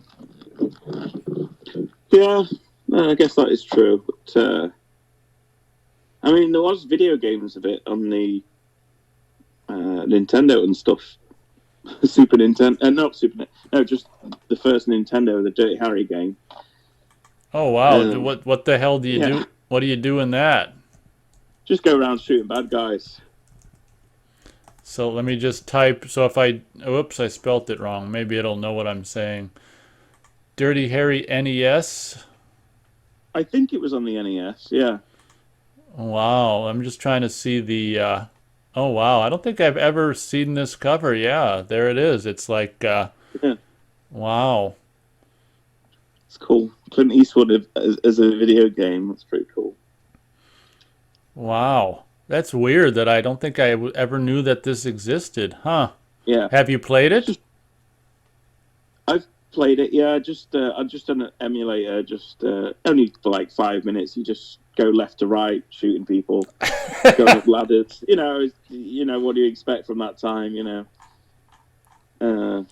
But yeah, quite cool that there's a video game. I guess. I mean, a modern video game would work, I guess, with the Magnum. Going around shooting buddies. I guess. Yeah, that's true. One thing I like about the Blu-ray version, that I've got, I would imagine it's what any Blu-ray version anyone would see, but they didn't. A lot of times they'll, especially a movie from the early '70s, they'll replace sounds, or because the gun sound is, the Magnum was kind of the same kind of gun sound was the original audio of the Terminator, just that pew, pew, pew, pew. Mm. And it was really cool that, from what I can tell in the Blu-ray of Dirty Harry, they didn't change any of the original sounds, which I always appreciate. Yeah, as I'm getting older, I'm realizing how much they mess with movies, and I don't like that. Um, it's a fine line, isn't it? Really, that they walk you like you're remastering things. I was like, right, how authentic can we be, but with the best presentation? I guess it's a weird line. I think you know what I mean. Yeah, because I know I haven't seen it myself, but I've seen YouTube clips of the 1989 Batman movie on 4K, and they actually added some. I think they changed some of the gunshot sounds, and added stuff. And to me, that's just not cool at all, man. No, it's really not. I mean, I'm guessing. So, Dirty Harry in its purest form would be seeing it in the cinema in 1971, and I guess if a DVD can capture that, great. I guess that kind of quality. Um, but it stresses me out. Like you've got like HD Blu-ray and 4K, and I'm just like, where will it end? I've already bought everything on DVD, and I don't know. It's yeah, it's I find it all a bit weird that really going back and enhance. I guess I don't know. How did? Have you got more to add to that? Really? Well, yeah. I mean, I can simply say that the version of Dirty Harry that I've got on Blu-ray, it seems like they've opened up the sound field and done the old 5.1 surround on it, but in a very faithful way to, basically use all the original sound effects. And from what I gather, there's no sound effects added. They're just kind of moved around and put Mm-hmm. in stereo or surround or whatever. But to me, that's if you're gonna make a mono movie into a stereo surround situation, that's the way you should do it. Is you should use the sound effects that are there and just move them around, not add sound effects to them. That's my thought Yeah. process. Yeah, and unless you're doing something like Star Wars Special Edition where you're effing with you're adding visual effects and Yeah. Well. whatever, but don't just do a release of Batman on 4K and just sneak some new sounds in there. I mean, that's just lame. Mm. Yeah. It's. I mean. Yeah. I think a lot of it's kind of a money thing as well. Just like let's remaster this, or you get it with albums a lot. And I think a lot. I remember learning about it at college. Like certain royalties run out after so many years, so sometimes they like remaster it, and technically it becomes fresh again for them to make money out of it and stuff. And I think there's a bit of that as well. And if you do a good job, great. It depends how much of a purist you are, I guess. But where do you draw the line on being a purist? Like, would I only listen to music on vinyl? Or, yeah.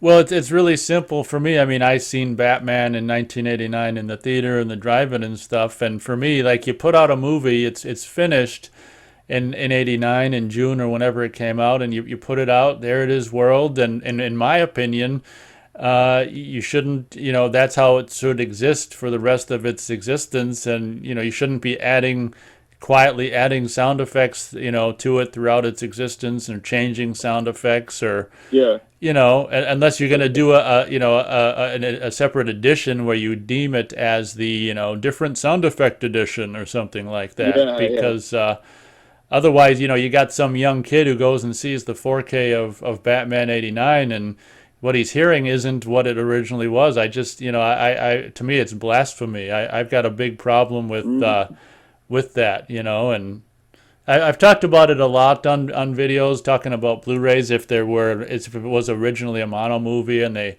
5.1 surround it and stuff, and sometimes they even added like ambient sound effects in the 5.1 versions of the Friday the 13th films. Ooh. Did that rub you the wrong way?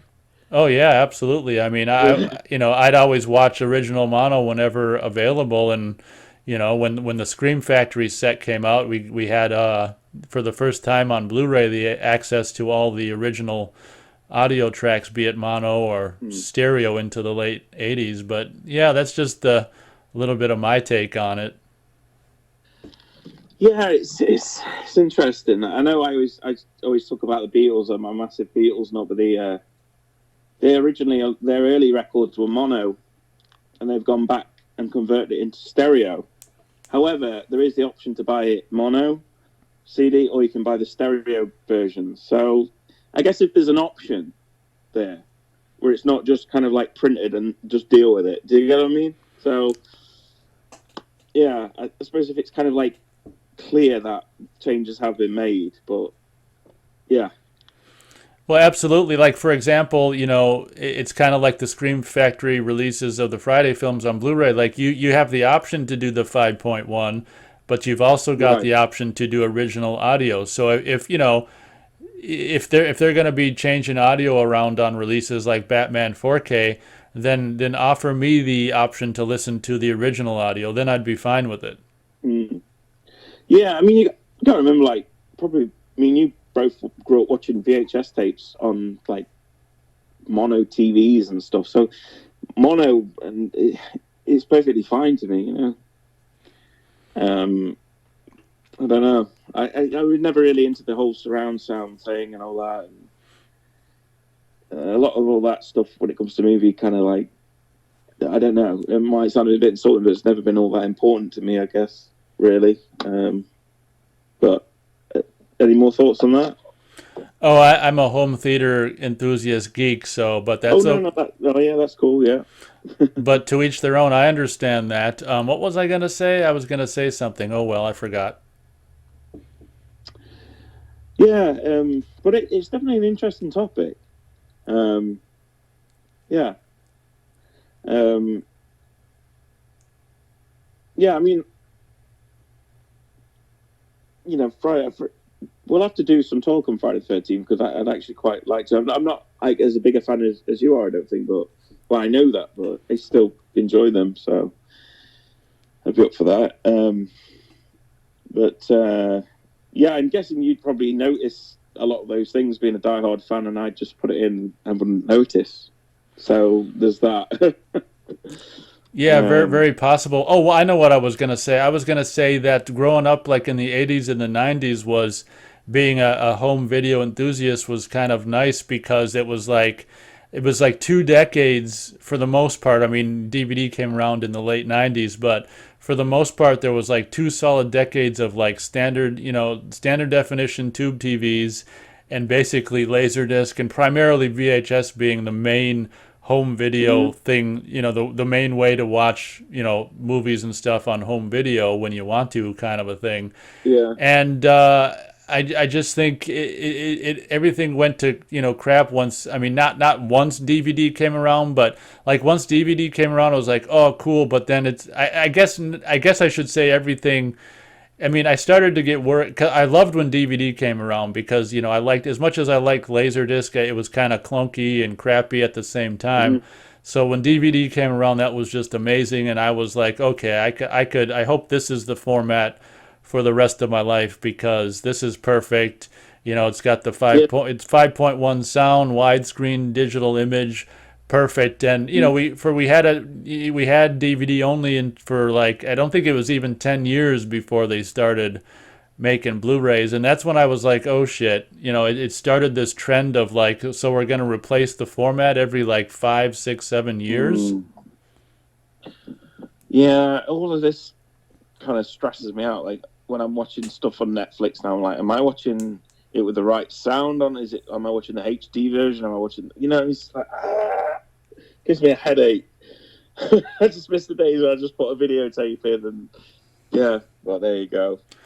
Oh, whoops, I hope I'm not stressing you out. No, no, no, no, no, no. I just mean it in the sense. You see what I'm saying? Like there's just too much choice for everything now.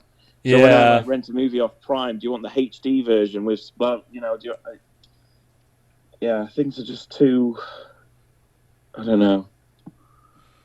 Too involved for my liking now. I kind of like simplicity to a degree, but there you go. Yeah. Is there a 4K Dirty Harry? Do you know? Or? I don't think there is yet, so it'd be Yeah. interesting to know if they're going to change sound effects. Yeah. Yeah. Um, it's kind of like it's certainly a film of its time, but I feel like it has elements to it that are timeless, if that makes sense. Um, Yeah, I think it does. Yeah, it's like you say, the timeless in the middle and with however you said it, around the edges. yeah, dated around the edges. Yeah, I think that's a good way to kind of judge like a good movie. Like I don't, when people say, "Oh, it's dated," and yeah, you've got a point, but does it still, at its core, does it still work? But, I think, my response to it, someone saying it's dated is like, well, that's what I love about it. I love the fact that it mm, doesn't represent now, it represents then and possibly a better time. And how cool is the music and the fashions and the automobiles, and it's fun to see an old movie these days and escape into a different era before everyone was walking around with the fucking phone. yeah, yeah, and you got to realize when I was born, this movie was 20 years old, and now it's 50 years old. You know what I mean? It's like it wasn't that old when I was born. 20 years ago, films, what came out 20 years ago from that, 2002? What, Spider-Man?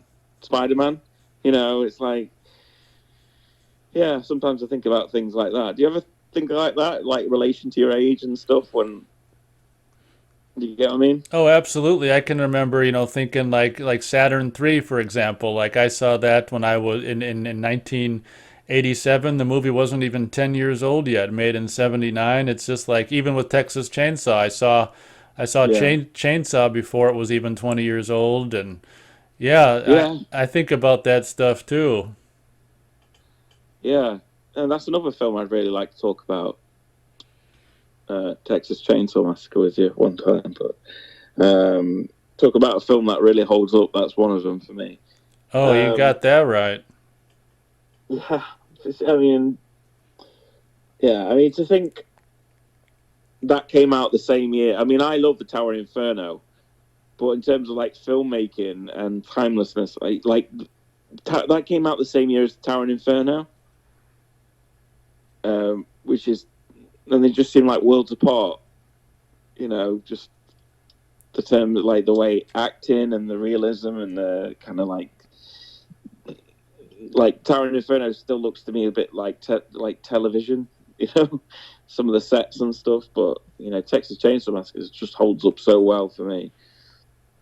Yeah, I'd agree. I'd call that definitely one of my favorite movies. That was an accomplishment. Absolutely, and I mean, like Dirty Harry.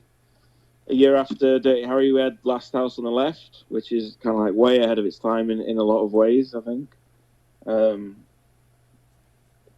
you know, so there was a lot going on around this time. I think this is when filmmakers start to become more independent and had free range to go a bit nuts. I think like art cinema was really coming in. I think. Yeah, absolutely. And like you say, The Towering Inferno was an example of the old studio monster kind of film, and Yeah, the same year which I change. like as well. Don't get me wrong. I you know I like that as well. Um, but There's a place for it. yeah, absolutely. It's kind of like I feel like in the '60s, maybe to late '60s, was kind of like, we're making a film and we need a production. Who are we going to get to star in it? And it's going to be entertaining and it needs this. You know what I mean? Like it's got glitz and glamour. You get to like 1978, things are starting to get a little bit more psychedelic, and students were making films more, and you know, a lot of interesting stuff happening. I think. Yeah, absolutely. The people there at the right place at the right time for like independent movies. Absolutely, and you know, it's interesting when I've watched like Star Wars documentaries or Jaws, or like saying like '70s movies had become grim. You know, like our heroes were like French Connection, and um, Charles Bronson from Death Wish and Dirty Harry. Dirty Harry was thrown in the mix, kind of like anti-heroes and very dark and gritty films, which is great. And then that kind of led to Spielberg coming along and adding that kind of pulpiness back to it, like kind of what I mean, the adventure and the family film, for better for worse, And I love Spielberg, but do you get what I'm saying? It's funny how one thing kind of comes off of a certain time period where it's like, right, well, we're ready for a change now. If that makes sense. Yeah, it's like he participated in the new era of like whatever horror film or some suspense film with Jaws, and then years later he's like, yeah, let's turn back the clock and do a cliffhanger serial movie. Yeah, like Indiana Jones, and I think I remember them saying, let's make movies fun again, and I get what you're saying, like Star Wars and Indiana Jones, Back to the Future, and then you get all these kind of like more kind of just fun, aren't they? Good fun films, I guess. Whereas like the early '70s was just seemed to be a period when films got gritty and dark and violent, and yeah, a very interesting period, I think. Yeah, it's the years, yeah, the decade following the whatchamacallit Vietnam War. Maybe that had something to do with Yeah, it. yeah. It's kind of a limbo period, I think. Like it's like I always think Halloween is the start of something. Texas Chainsaw, Hills of Eyes, and Last House on Earth. It's kind of like that weird period. It's like slasher films aren't quite called slasher films yet. And you hear what I'm saying? Yeah, absolutely. It's an interesting period, I think, where yeah, I think Alice, Sweet Alice was another one. There's a lot of movies before Halloween, actually. It's yeah, and yeah, Dirty Harry fits into that period of you know, it's got dark subjects like rape and there's some nasty language in it, and I don't, there's some words you'd never get away with saying nowadays, and. Do you know what I think you know what I'm referring to. Oh yeah, Uh, don't say it. oh, I won't. But yeah, I'm saying. um, but yeah, it's just. I'm glad films like this exist because you know when you're in a shitty mood and you don't want to be sugarcoated. I sometimes like to put something on that's a bit cynical like this, or like RoboCop, or it's got kind of like almost like pessimistic films in a way. Do you know what I mean? Showing how dark the world is. But sometimes when you're in that mood, it's good to indulge in that. I think like it as like an anti-hero kind of film. Yeah, I'd say that's a good point. We can only hope that these things are going to continue to be. I don't want to stress you out even more, but continue to be be available to us in their original form. But yeah, Absolutely. Yeah, and I like all the other stuff. I like Heroes, Rocky, Rambo and stuff. Well, Rambo, actually, the first Rambo film is a bit of an anti-hero, isn't he? yeah, I'd say so. Um, but yeah, um, any final thoughts on Dirty Harry? Well, I'd definitely say, as I've said, the first one's definitely my favorite. Possibly, I would say I can probably pretty confidently say my favorite, also Clint Eastwood movie of what I've Yeah. seen, and was kind of a hoot revisiting it. I can just remember the very beginning that the sky is so freaking blue. It's just really, Hmm. really amazing, and it makes you wonder if the premise of the movie, which is just this guy going around shooting someone with a sniper rifle. I mean, I wonder, if I would imagine that possibly kind of scared a lot of people. Like, oh my God, if it got people thinking like, oh shit, I could be out having an Yeah, ice cream cone with someone, and am I in someone's crosshairs? yeah. Well, the actually glad you brought that opening scene up because it did hit me this time when the girl swimming in the swimming pool when she gets hit. I was like, "What?" I felt that, and the way she reacts, like she's gasping for air, like he punctured her lung or something. That was quite nasty. Yeah, absolutely, and it's a pretty good bullet impact effect too. Yeah. Do you know how they would have done that? Just like thrown paint at her or something? Yeah, I'd have to look at it and pause it. Probably something simple. Yeah, I can't. I don't know if they squibbed. Yeah, I'd have to pause it. I can't remember exactly, but yeah, they It's must have. well edited how they do Yeah, it. It's yeah, they good. probably just did a cut and made like a little makeup appliance on there and put some red in there, red paint. Mm. Yeah, but I was like, oh, I felt that. It's like that kind of panic in her eyes, like gasping for life. It's quite, yeah, nasty stuff. But there's also some interesting shots shown from the ground up in between buildings and all that. I noticed that was cool. Like Clint Eastwood walking around on like the scaffolding and stuff and the steps. So it's quite a cool, interesting way to start a film. Oh yeah, him going up all high like that. Yeah, it's cool. Yeah, I feel like I've sparked a few more things to say now. Oh God, something else I was going to say. Damn it. God damn it! I know. Do you like? I don't know if you like rating things out of 10. Is this a 10 out of 10 film for you? I generally do the 4 stars out of 4 stars. Okay.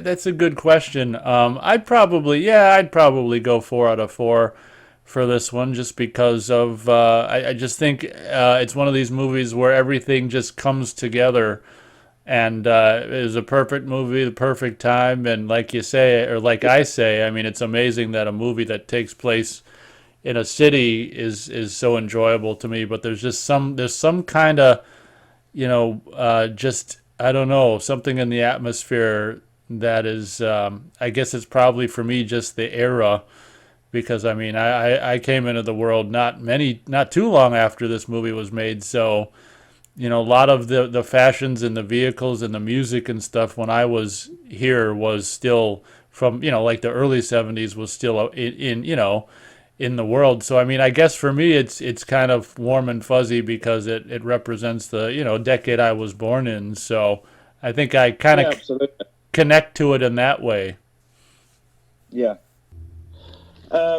Yeah, it's always weird though. I always just think it's weird how we define things by their decade, isn't it? But I just think once I get into the 70s, right, we're in modern times now. Even though it's like 50 years old, just the way we're starting to edit, the grittiness, the starting to dress a little bit more like modern, I guess. I mean, do you hear what I'm saying? Yeah, I mean, possibly. Yeah, I don't know. I just feel like we're approaching that Spielberg era now, and Halloween's not too far off. Do you get what I'm saying? I was just like, okay, we're in modern cinema now. Even though I know it's old and we've come a long way since then, but I just kind of feel like I don't know. I just feel like kids in the '60s dressed a lot like their parents, and now you get to the '70s. Like, look at the kids on the school bus; they're like starting to dress a bit more like in trainers and sneakers, whatever you call them. You know, I don't know. I just feel like we're in just. It doesn't look too dated to me. This film. Oh, okay, yeah, that's a good point. If you look at the kids on the school bus, it's kind of like how kids are dressing in ET and stuff. Yeah, that's what I'm saying. I think that's what I mean. Yeah, it just kind of looks quite 80s and stuff. Whereas you look at like, yeah, there just seems to be a point in time where I don't know. I just seem to think like 1971 onwards is just we're approaching Star Wars now, and we're getting there. You know, We're so getting there. we're getting there. Getting to the good stuff. Not saying that there weren't good stuff before that, but we're starting to lose that slight soundstage feel and theatrical pronunciation, you know, you get with Gregory Peck movies or like Jimmy Stewart movies, as great as they are, but we're just starting to get slightly more defined, if that makes sense. Yeah, I'd say so. Um, yeah, I think I'd give this. I think I'd give it a 10 out of 10. Why not? Why not? Why not? I mean, if I was probably being really, really brutal, maybe 9 out of 10, just for some of the kind of like I said, some of the old school acting style in it, I guess. But I'm feeling generous, so Hey, hey, everyone. Will's feeling generous. yeah, to a certain degree, it's certainly the best one in the series for the Pie Golden Mile, I think. But if anyone's listening and interested, check out the sequels. Magnum Force is pretty good as sequels go. It's a good cop movie. I can't really remember that much about the Enforcer. Sudden Impact. Actually, there's one thing I want to bring up. A lot of people bring up the famous catchphrase "Go ahead, make my day," which didn't come in till Sudden Impact, but a lot of people think it's from this movie. There's a bit of trivia Oh, there. oh, okay, there you go. Yeah. A bit like Eye of the Tiger with Rocky 3. People think, oh, they'll say it's from Rocky, but no, actually, it didn't come in till Rocky 3. Oh, that's a good point. Yeah. Or Jason. You know, Jason wasn't fully realized till part 3. Well, right. No hockey mask until part three. Yeah. Yeah. So, I want to ask, am I all right to go off topic slightly? Yeah. I'll just charge you a small fee. I'll charge you Oh, later, okay. but go ahead. When I say Friday the 13th, do you think of the first one with Pamela Voorhees, or do you just think of Jason in the hockey mask? No, I Or is pretty it much like, just think of like the first seven films, my favorite, first seven films. I just think yeah. about the films as in a whole as a whole when you say Friday the 13th. We'll have to. I'm happy to talk about, do a own video on them. Uh, yeah. Um, but yeah, I think this is a significant film for action movies and thrillers, and I think it's really well edited for the time, and it moves along really good pace. I think it's got great atmosphere. I think it's very well lit, the nighttime stuff and all that. a really well shot movie. And it's got the golden rule. If you want a really good film, you need a great villain, and I think this certainly has a great villain. Yeah. So, have you got anything else to say, Nate? Not that I'm aware of. I think I pretty much said my piece on the old Dirty Harry. Has Beth seen this movie? If you don't mind me asking. Yeah, we watched it several years ago for some reason. Okay. I can't even remember why. But yeah, I don't think she's not the biggest Clint Eastwood fan Oh, either. really? Oh, yeah, I know why. I know why we did because I there was this video store. It was a TV repair place that kind of doubled as a video store, and I was able to get used Blu-rays. The previous rentals from them for like a $5. So back then, I used to. Unfortunately, I think they're still in business, but they stopped renting Blu-rays because the last 2 years killed that for them. So everyone went to streaming. But I used to be able to get a used Blu-ray for $5. So I blind buyed the Mule, and we watched that, and were very underwhelmed by the Mule. And I thought it'd be fun to go from seeing Clint Eastwood in his 90s to him in Dirty Harry. So I showed her that. The Dirty Harry, him in his 50s. Yeah, I don't. How the hell old is he in Dirty? That's a good question, isn't it? Can I just Google that? No, I'll have to charge you another little fee. But go ahead. Hang on. So, Dirty Harry was 1971. Clint Eastwood was born 1930. So, he'd have been 41. Is that right? Yeah, it could be. Yeah. He's a baby. Well, he is in Clint Eastwood terms. I mean, he's still like getting on a bit in a way. And I don't mean that in a bad way, but in terms of actors, this is kind of like his defining role. He's not exactly young. You know what I mean? Well, when you're 45, you'll think differently. Oh, I'm sorry, Nate. I think you know how I meant it, though. He's not Luke Skywalker, like 20 in Star Wars. That's what I'm saying. I don't know. I just offended the host. Nah, I don't waste time getting offended. That's fine. Yeah. Still a baby, then. Well, he'd been around a good...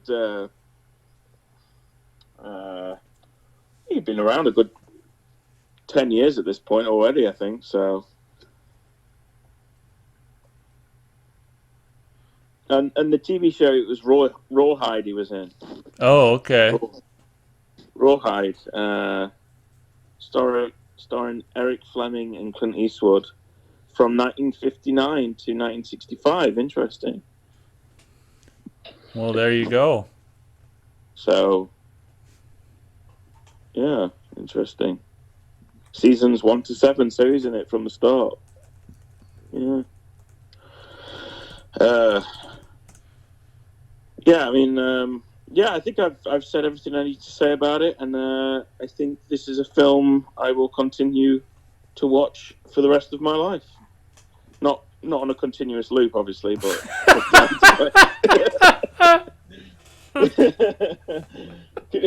Can you imagine?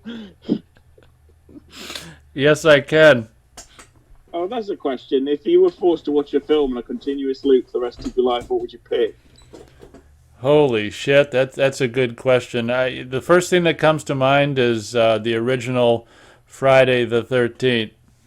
Yeah, but I mean, would you get sick of it though? There you go. I think you would. Hey, watch yourself. Maybe I will get offended after all. No, but I'm just saying, day in, day out. I mean, I think even Empire Strikes Back or Jaws, I'd get fed up after a while. Yeah, you might have a point there. Yeah. Great. All right then. I think I'm ready to call it if you're happy with that, and I enjoyed talking about that. Yeah, had quite a lot of thoughts on Dirty Harry. Yeah, very cool. Thanks for bringing up the idea of talking about Dirty Harry. It was definitely interesting. Talk about Dirty Harry, a genre that we haven't really covered so much in discussions so far, but that's okay. We've Hmm. done it. We've done it now. Yeah, I mean, what genre of film is this? Action, thriller, crime, cop movie? Yeah, I'd say those genres. Yeah, yeah. Um, it's the one out of the bunch I'd call a thriller of all the Dirty Harry movies, I think. I'd say so. Yeah. Yeah, absolutely. Right, I'll catch you on the next video, whatever we decide to talk about. All right. Jason Takes Manhattan or something. Only joking. Oh, that's a relief. Yeah. All right. Okay then, Nate. Thanks very much for having me. Yep. Thank you very much for coming up with the idea and showing up to do it. Thanks a lot, Will. We'll All right. talk. We'll talk soon. All right. Take it easy.